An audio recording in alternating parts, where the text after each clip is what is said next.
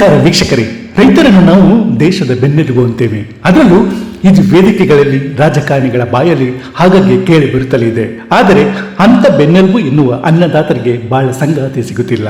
ಅವರನ್ನು ಮದುವೆಯಾಗಲು ಹೆಣ್ಣು ಮಕ್ಕಳು ಮುಂದೆ ಬರ್ತಿಲ್ಲ. ಅವರು ಬಿಡಿ, ಹೆಣ್ಣು ಮಕ್ಕಳ ತಂದೆ ತಾಯಂದಿರು ಸಹ ತಮ್ಮ ಹೆಣ್ಣು ಮಕ್ಕಳನ್ನು ಕೃಷಿಕರಿಗೆ ಕೊಟ್ಟು ಮದುವೆ ಮಾಡಲು ಮುಂದೆ ಬರ್ತಿಲ್ಲ. ಹುಡುಗಿ ತಂದೆ ತಾಯಿ ಕೃಷಿಕರಾಗಿದ್ದರೂ ಅವರ ಮಕ್ಕಳನ್ನು ಕೃಷಿಕರಿಗೆ ಕೊಟ್ಟು ಮದುವೆ ಮಾಡಲು ಹೋಗಲ್ಲ. ಆದರೆ ಹುಡುಗ ಸರ್ಕಾರ ಕೆಲಸದಲ್ಲಿ ಇದ್ದು ಕಸ ಗುಡಿಸುತ್ತಿದ್ದರೂ ಅವನಿಗೆ ವರಮಾನ ಕೊಟ್ಟು ಅದ್ದೂರಿಯಾಗಿ ಮದುವೆ ಮಾಡಿಕೊಡ್ತಾರೆ. ಆದರೆ ಅದೇ ಕೃಷಿಕನ ಮನೆಯಲ್ಲಿ ಲಕ್ಷಾಂತರ ರೂಪಾಯಿ ಇದ್ದರೂ, ಮನೆ ಮುಂದೆ ಲಕ್ಷಾಂತರ ರೂಪಾಯಿ ಬೆಲೆ ಬಾಳುವ ಟ್ರ್ಯಾಕ್ಟರ್, ಕಾರು, ಬೈಕ್ ಇದ್ದರೂ ಅವನಿಗೆ ಕನ್ಯಾದಾನ ಮಾಡಲು ಹಿಂದೆ ಮುಂದೆ ನೋಡ್ತಾರೆ. ಇದಕ್ಕೆ ಕಾರಣವಿದೆ. ಈಗಲೇ ಏನೋ ಅವರ ಅಪ್ಪ ಅಮ್ಮನ ಆಸ್ತಿಯಲ್ಲಿ ಮಜಾ ಮಾಡ್ತಿದ್ದಾನೆ ಮುಂದೆ ಎಂಬ ಚಿಂತೆ ತಂದೆ ತಾಯಿಯನ್ನು ಕಾಡುತ್ತೆ. ಯಾಕೆಂದ್ರೆ ಅವರಿಗೂ ಆ ಅನುಭವ ಆಗಿರುತ್ತೆ. ರೈತ ಬಾಂಧವರೇ, ನಿಮಗೆ ಕನ್ಯೆ ಸಿಕ್ಕಿಲ್ಲ ಅನ್ನೋದಕ್ಕೆ ಬೇರೆ ಯಾರು ಕಾರಣ ಅಲ್ಲ, ಅಥವಾ ಹುಡುಗಿ ಮನೆಯವರು ಕಾರಣ ಅಲ್ಲ, ಬದಲಾಗಿ ನೀವೇ ಕಾರಣ. ನಿಮ್ಮಲ್ಲಿರುವ ಸೋಮಾರಿತನ ಕಾರಣ, ತಂದೆ ತಾಯಿಯನ್ನು ನೀವು ಕೀಳಾಗಿ ನೋಡುವ ಮನೋಭಾವ ಕಾರಣ.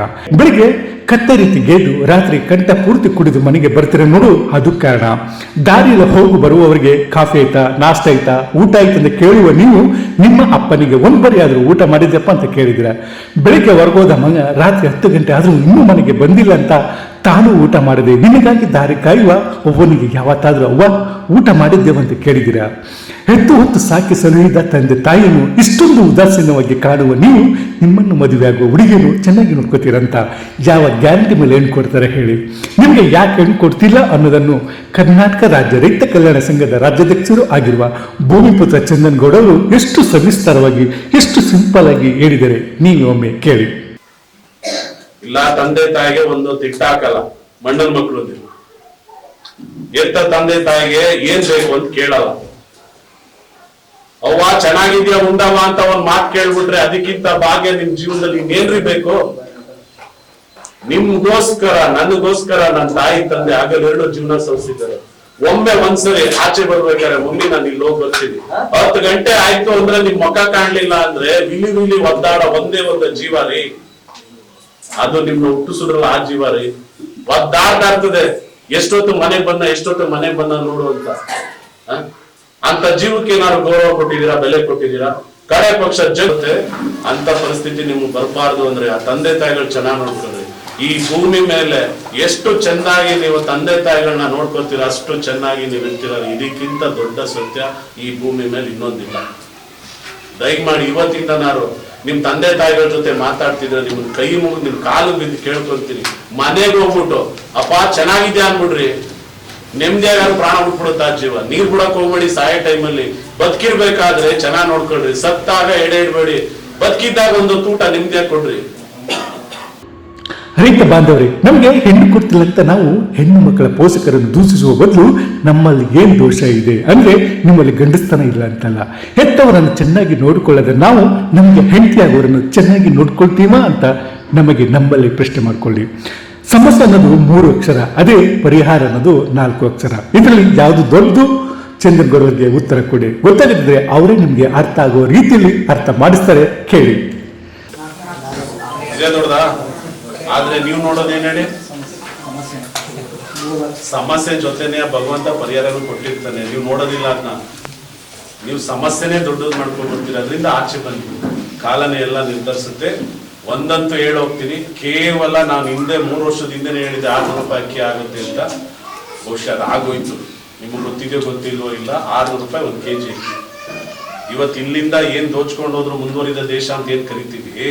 ಒಂದು ಕಾಲದಲ್ಲಿ ನಮ್ಮ ಹತ್ರ ಯುದ್ಧನಾರು ಮಾಡಿ ನಮ್ಮ ಸಾಂಬಾರ ಪದಾರ್ಥಗಳು ನಿಮ್ಗೆ ಗೊತ್ತಿರ್ಲಿ, 1 kg ಮೆಣಸ್ಗೆ 1 kg ಚಿನ್ನ ಕೊಡ್ತಿದ್ರು ರೀ. 1 kg ಕರಿ ಮೆಣಸ್ಗೆ 1 kg ಚಿನ್ನ ಕೊಡ್ತಿದ್ರು. ಇದು ಗೊತ್ತಾ ನಿಮ್ಗೆ? ಎಂತ ಪವಿತ್ರವಾದ ನೆಲ ರೀ ಇದು. ಕೃಷಿ ಮಾಡ್ಲಿಕ್ಕೆ 365 ದಿನ ಯೋಗ್ಯವಾದ ಜಾಗ ಇದು. ಯಾರು ಹೇಳ್ಕೊಟ್ಟಿಲ್ಲ ರೀ ನಿಮ್ಗೆ ಬಂದು. ಇಲ್ಲ ಕೃಷಿ ಬದುಕಂತಾನು ಹೇಳ್ಕೊಡ್ಲಿಲ್ಲ, ಇಲ್ಲ ಕೃಷಿ ಉದ್ಯಮ ಅಂತ ಹೇಳ್ಕೊಡ್ಲಿಲ್ಲ. ಹಾಗಾಗಿ ನಿಮ್ದು ಏನೇ ಸಮಸ್ಯೆ ಇದ್ರು ನೇರವಾಗಿ ಕಾಲ್ ಮಾಡಿ, ನಾವು ನಿಮ್ಮೊಂದಿಗೆ ಇದ್ದೀವಿ. ನಾವು ಕೂಡ ಏನು ಹೊರಗಡೆಯವರೆಲ್ಲ, ಕನ್ನೇಗೌಡನ ಮಕ್ಕಳು ನಾನು ನಮ್ಮ ಕಚೇರಿ ಈ ರಾಜ್ಯದ ಪೂರ್ವನಿತ ಮುಖ್ಯಮಂತ್ರಿಗಳ ಮನೆಯ ಪಕ್ಕನೇ ಇದೆ, ರೈತ ಕಲ್ಯಾಣದ ಪ್ರಧಾನ ಕಚೇರಿ. ತಮ್ಗೇನೇ ಇದ್ರು ಬೆಳಗ್ಗೆ 10 ರಿಂದ 6 ಗಂಟೆವರೆಗೂ ನಿಮ್ಮ ಮನೆಯನ್ನು ಹಿಡ್ಕೊಂಡು ಆಫೀಸಿಗೆ ಬನ್ನಿ.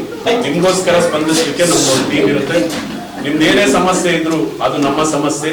ನಿಮ್ಮ ಕನಸುಗಳನ್ನ ನಮ್ಮ ಕನಸು ಅಂತ ತಿಳ್ಕೊಂಡು ಆ ಕನಸನ್ನ ನನಸು ಮಾಡ್ಬೇಕು ಅಂತೇಳಿ ಹುಟ್ಟಿರ್ತಕ್ಕಂಥದ್ದು ರೈತ ಕಲ್ಯಾಣ ಅಂತೇಳಿ ಬಹಳ ಹೆಮ್ಮೆಯಿಂದ ಹೇಳಿ. ರೈತ ಬಾಂಧವರೇ, ಹಾಗಂತ ನಮ್ಮಲ್ಲಿ ನಮಗೆ ಕೀಳು ಮನೋಭಾವ ಬೇಡ. ಯಾಕಾದ್ರೂ ರೈತರಿಗೆ ಹುಟ್ಟಿನ ಕೀಳರಿಮೆ ಬೇಡ. ಇನ್ನು 5-6 ವರ್ಷ ಕಳ್ಳಿ ನಿಮಗೆ ಅಕ್ಕ ಮಾತ್ರವಲ್ಲ ತಂಗಿಯನ್ನು ಕೊಡ್ತಾರೆ. ಹಾಗಂತ ಇಬ್ಬರನ್ನು ಮದುವೆ ಆಗ್ಬಿಟ್ಟಿರ. ಈ ಕಾಲ ಯಾವಾಗ ಬರೋದು ಹೇಳಿ? ನಾವು ನಂಬಿರುವ ಭೂತಾಯಿಯನ್ನು ಉಳ್ಳವರಿಗೆ ಮಾರದಿದ್ದಾಗ, ಹೆಂಡಕ್ಕಾಗಿ ಹೊತ್ತ ಭೂಮಿಯನ್ನು ಬೇರೆಯವರಿಗೆ ಬಿಟ್ಟು ಕೊಡದಿದ್ದಾಗ, ಎಲ್ಲಕ್ಕಿಂತ ಮುಖ್ಯವಾಗಿ ವೆರಿ ವೆರಿ ಇಂಪಾರ್ಟೆನ್ಸ್ ಅಂದ್ರೆ ಯಾವಾಗ ಕೃಷಿಯನ್ನು ಉದ್ಯಮ ಅಂತ ಪರಿಗಣಿಸಿದಾಗ ಮಾತ್ರ ಮೇಲೆ ಎಳಿದವೆಲ್ಲ ಅದು ನಿಜವಾಗೋದು. ರೈತ ಬಾಂಧವರಿಗೂ ಒಂದು ಕಾಲ ಬರೋದು. ಖಂಡಿತ ನಿಮ್ಗೆ ಊಹಿಸ್ಲಿಕ್ಕೆ ಇವತ್ತೇನು ಇಲ್ಲಿದ್ದೀರಿ, ಬೇರೆ ಇಲ್ಲಿದ್ದಾರೆ, ನಾಳೆ ನೀವು ಇಲ್ಲಿ ಬರ್ತೀರಿ, ನಿಮ್ಮ ಮುಂದೆ ಅವರೆಲ್ಲ ಸೈಕಲ್ ಹೊಡಿತಾರೆ. ಕಾಲನೇ ನಿರ್ಧರಿಸುತ್ತೆ. ಅಲ್ಲಿವರೆಗೆ ತಾಳ್ಮೇರಿ ಸುಂದರವಾದ ಬದುಕು ನಿಮ್ದಾಗತ್ತೆ. ಇವತ್ತೇನ್ ನಿಮ್ಗೆ ಹೇಳ್ಕೊಡಲ್ಲ ಅಂತ ಇದಾರೆ. ಇನ್ನೊಂದ್ 2-3 ವರ್ಷ ಕಳೆದ್ರೆ ಅಥವಾ 5-10 ವರ್ಷ ಕಳೆದ್ರೆ ಯಾರ ಹತ್ರ 2 ಎಕರೆ 10 ಎಕರೆ ಜಮೀನ್ ಇರುತ್ತೆ ಅಂತ ರೈತರ ಮಕ್ಕಳಿಗೆ ಅಕ್ಕನ್ನು ಕೊಡ್ತೀನಿ, ತಂಗಿನೂ ಕೊಡ್ತೀನಿ, ಮದುವೆ ಮಾಡ್ಕೊಳ್ಳಿ ಅನ್ನೋ ಕಾಲ ಬಂದೇ ಬರುತ್ತೆ. ಅದು ನೀವೆಲ್ಲ ಎದುರು ನೋಡ್ಬೇಕು ಅಂದ್ರೆ ಜಮೀನ್ ಯಾರು ಮಾರ್ಕೋಬೇಡಿ, ಜಮೀನ್ಗಳನ್ನ ಇಟ್ಕೊಳ್ಳಿ. ಆ ಮಣ್ಣನ್ನ ನಾಳೆಯಿಂದ ವಿಷ ಹಾಕುವಂತ ಕೆಲಸವನ್ನ ಬಿಡಿ. ರಾಸಾಯನಿಕ ಮುಕ್ತ ಕೃಷಿ ಮಾಡಿ. 8 ಆಣಿ ಖರ್ಚು ಮಾಡಿ 4 ಆಣಿ ಖರ್ಚು ಮಾಡಿ 8 ಆಣಿ ತಗೊಳ್ಳೋದು ಕೃಷಿ. 9 ರೂಪಾಯಿ ಖರ್ಚು ಮಾಡಿ 10 ರೂಪಾಯಿ ತಗೊಳ್ಳೋದಲ್ಲ ಕೃಷಿ. ಹಾಗಾಗಿ ಕೃಷಿ ಮಾಡ್ಬೇಕು ಅಂದ್ರೆ ಕೃಷಿ ಅನ್ನೋದು ಒಂದು ತಪಸ್ಸು. ಕೃಷಿ ಮಾಡ್ಬೇಕು ಅಂದ್ರೆ ನಿಮ್ಮ ಮಕ್ಕಳನ್ನ ಹೇಗ್ ನೋಡ್ಕೊಳ್ತೀರೋ ಹಾಗೆ ನಿಮ್ಮ ಬೆಳೆಗಳನ್ನ ನೋಡ್ಕೊಳ್ಳಿ. ಬೆಳೆಗಳ ಜೊತೆ ಮಾತಾಡಿ, ಬೆಳೆಗಳ ಜೊತೆ ಒಂದು ಒಳ್ಳೆ ಬಾಂಧವ್ಯ ಇಟ್ಕೊಳ್ಳಿ, ಮಣ್ಣನ್ನ ಕಾಪಾಡ್ಕೊಳ್ಳಿ. ಕೃಷಿಯಲ್ಲಿ ಖಂಡಿತ ನಿಮ್ಗೆ ಯಶಸ್ಸು ಸಿಗುತ್ತೆ ಅಂತೇಳಿ ಕೇವಲ ಗೊಬ್ಬರ ಹಾಕು ನೀರು ಕಟ್ಟು ಅಷ್ಟೇ ಅಲ್ಲ ಕೃಷಿ ಮಾಡ್ಬೇಕು ಅಂದ್ರೆ ಬಹಳ ಮುಖ್ಯವಾಗಿ ಅದಕ್ಕೆ ಆದಂತ ಒಂದಷ್ಟು ಇಚ್ಛಾಶಕ್ತಿ, ಅದಕ್ಕೆ ಆದಂತ ಪ್ರೀತಿ ವಿಶ್ವಾಸ ಇದೆ. ಆ ವಿಶ್ವಾಸದಲ್ಲಿ ನೀವು ಕೆಲಸ ಮಾಡಿ, ನಿಮ್ಮೆಲ್ಲರ ಬದುಕು ಬಂಗಾರ ಆಗ್ಲಿ ಅಂತೇಳಿ ಇವತ್ತೇನು ಇವತ್ತಿನ ಈ ಮದುವೆ ವಿಚಾರದ ಮೇನ್ ಟಾಪಿಕ್ ಮರ್ತೆ ಹೋಗಿದೀವಿ ನೋಡಿ. ಈಗ ಮ್ಯಾಟ್ರಿಗೆ ಬರೋಣ. ಅಂದಾಗೆ ಹೆಣ್ಣು ಒಂದು ಮಣ್ಣಿನ ಮಹತ್ವವನ್ನು ತಿಳಿಸಲು ಭೂಮಿಪುತ್ರ ಚಂದನಗೌಡ ಅವರಿಗೆ ಅವಕಾಶ ಮಾಡಿಕೊಟ್ಟಿದ್ದು ಕೋಳ್ಗಾಲ ಗ್ರಾಮಸ್ಥರು.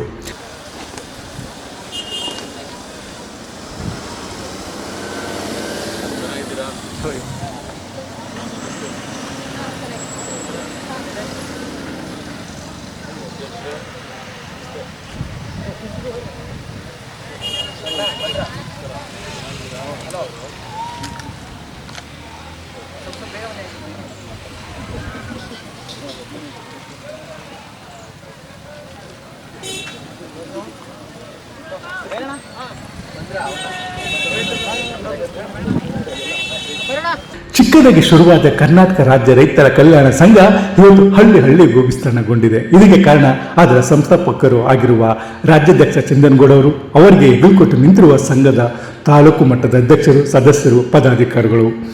ಯಾವುದೇ ಸ್ವಾರ್ಥ ಇಲ್ಲದೆ, ಯಾವುದೇ ಉದ್ದೇಶ ಇಲ್ಲದೆ ಈ ಮಣ್ಣಿನ ರಕ್ಷಣೆಗಾಗಿ, ಮಣ್ಣಿನ ಮಕ್ಕಳ ಕಾಯುವಿಕೆಗಾಗಿ ಹಗಲಿರುಳು ದುಡಿತಿರೋದು, ಅವರ ಹಕ್ಕಿಗಾಗಿ ಹೋರಾಟ ಮಾಡ್ತಿರೋದು. ಹಾಗಾಗಿ ಎಚ್.ಡಿ. ಕೋಟೆ ತಾಲೂಕಿನ ಕೋಳ್ಗಾಲದಲ್ಲಿ ಕರ್ನಾಟಕ ರಾಜ್ಯ ರೈತ ಕಲ್ಯಾಣ ಸಂಘ ನಾಮಫಲಕ ಅನಾವರಣಗೊಳಿಸಲಾಯಿತು. ರಾಜ್ಯಾಧ್ಯಕ್ಷರಾದ ಭೂಮಿಪುತ್ರ ಚಂದನಗೌಡ ಅವರು ಎಚ್.ಡಿ. ಕೋಟೆ ಮೈಸೂರು ರಸ್ತೆಯಲ್ಲಿರುವ ಕೋಳ್ಗಾಲದ ಗೇಟ್ನಲ್ಲಿ ನಾಮಫಲಕ ಅನಾವರಣಗೊಳಿಸಿದರು.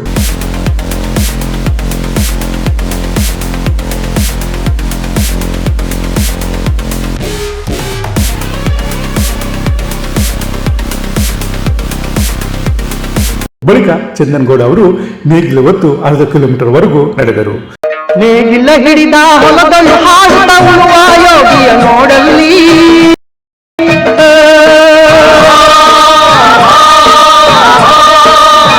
ನಂತರ ಎತ್ತಿನ ಗಾಡಿ ಏರಿ ಊರಿಗೆ ಪ್ರವೇಶಿಸಿದರು. ಗ್ರಾಮಸ್ಥರು ಚಂದನಗೌಡ ಅವರನ್ನು ಆತ್ಮೀಯವಾಗಿ ಬರಮಾಡಿಕೊಂಡರು.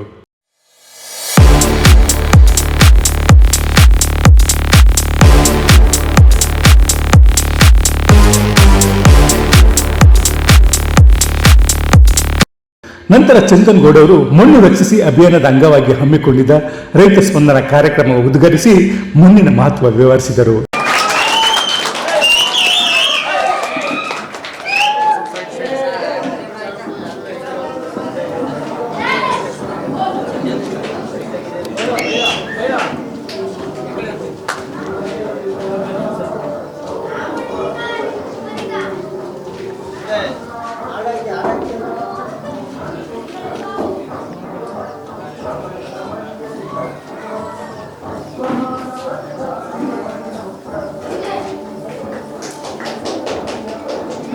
ಇದೇ ವೇಳೆ ನೂರಾರು ರೈತರು ರೈತ ಕಲ್ಯಾಣ ಸಂಘಕ್ಕೆ ಸೇರ್ಪಡೆಯಾದರು. ಎಲ್ಲರಿಗೂ ಹಸಿರು ಸಾಲು ಒದಿಸಿ ಆತ್ಮೀಯವಾಗಿ ಬರಮಾಡಿಕೊಂಡರು.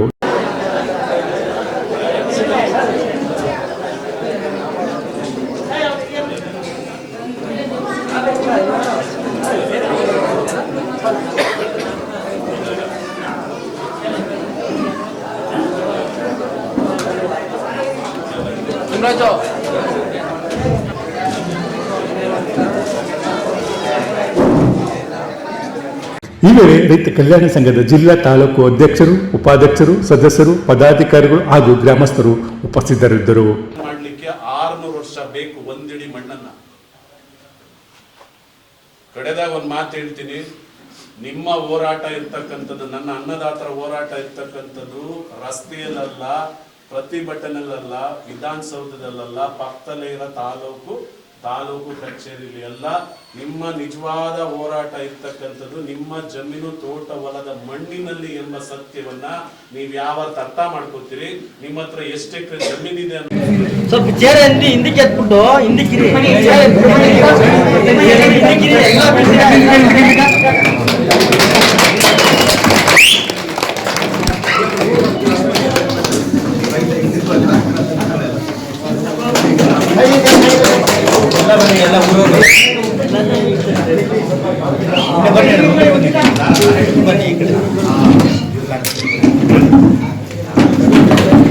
ಹೆಚ್ಡಿಕೋಟೆಯಿಂದ ಶ್ರೀಕಂಠ ಹಿರಳಿ, ಇಂಡಿಯಾ ಫಸ್ಟ್ ನಿರ್ಭೀತಿಯಿಂದ ನಿಮಗಾಗಿ.